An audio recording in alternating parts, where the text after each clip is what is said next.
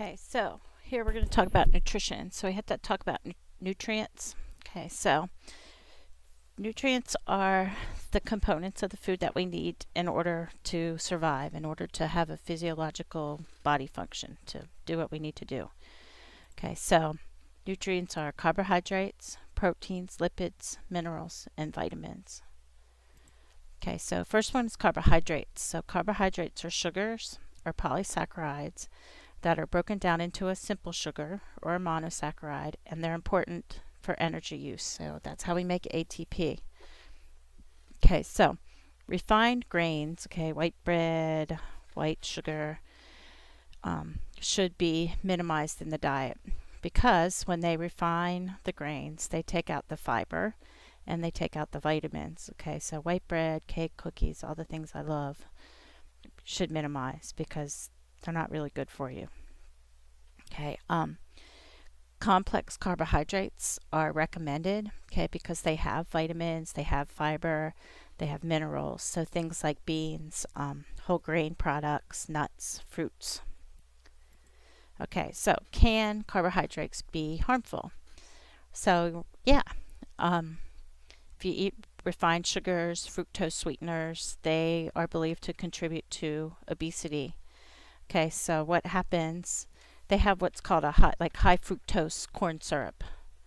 So high fructose corn syrup has what they call a high glycemic index. And what it does is it causes the pancreas to secrete large amounts of insulin. And when it does that, our cells become resistant to the insulin, and that can cause type 2 diabetes. It can cause increased fat metabolism. It can cause fat to build up in our cells, or in our, well, it can build up in cells. So an increase in fat deposition may increase the risk of heart disease, liver diseases, certain cancers. So it's building up in our arteries. Okay, table 8.3 has some ways to help reduce your high glycemic index carbohydrates. Okay, now proteins.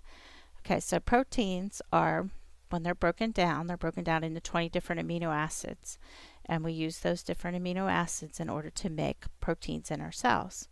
Okay, there are 8 essential amino acids that we have to get through our diet. Our body can't make them. So something is considered a complete protein if it has all 8 essential ones. Okay, so they usually come from animals. Okay, so animals, meat products, dairy products, eggs. If you're a vegetarian, okay, it's harder to get complete protein from one source. Usually you have to combine 2 incomplete proteins. Okay, so, well, here's some non-animal sources of complete proteins are tofu, soy milk, and things that come from soybeans. Okay, now, incomplete proteins are lacking one of the essential amino acids. Okay, so you need to combine it with another incomplete protein, and then you'll have, like they say, if you eat beans, to eat maybe corn with it, because those 2 together make a complete protein. Okay, now, amino acids they're not stored in our body. Okay, like we can store sugars, we can store fat. Amino acids can't be stored, so they suggest 2 meat servings a day, so 2 protein servings a day. Okay, can proteins be harmful? If you're eating too much protein, it can actually kind of be hard on your kidneys, so it can lead to dehydration if you're exercising and sweating, so you're going to need to drink enough water. If you have an overabundance of protein, you can lose calcium from your urine, and that could lead to kidney stones. Another bad thing about eating lots of red meat as your protein source is it's high in saturated fats, and that can lead to cardiovascular disease. Okay, now lipids. So lipids are things like fats, oils, cholesterol.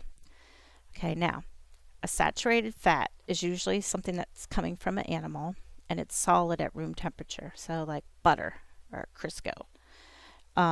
Unsaturated fats are usually liquid at room temperature. Okay, now there's a different kind of fat that we start talking about now is trans fat. So these are vegetable oils that we are making solid. Okay, so they're called hydrogenated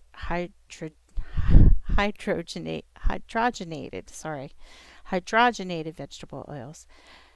Trans fats, hydrogenated vegetable oils are not good. They tend to clog the arteries up.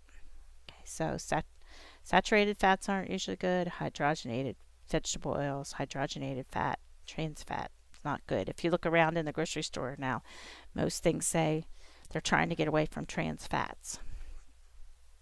Okay, now essential fatty acids we need to have. Okay, so we have to have, if it's essential, we need it in our diet. Okay, so they have to be ingested. Okay, and they're linoleic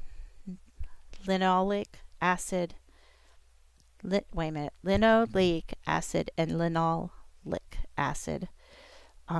They come in polyunsaturated oils, so things like corn oil, safflower oil. Okay, now some other oils that are, people suggest eating are olive oil and canola oil. So they're more unsaturated, monounsaturated fats, so they're a little better for you. Omega-3 fatty acids are believed to ward off heart disease, okay, and they're found in fish like salmon, sardines, trout, and they're found in some plants like flaxseed oil. Okay, so how to choose the most healthy oil and fat. Okay, so if you look at this, okay, chart, the blue is saturated fat.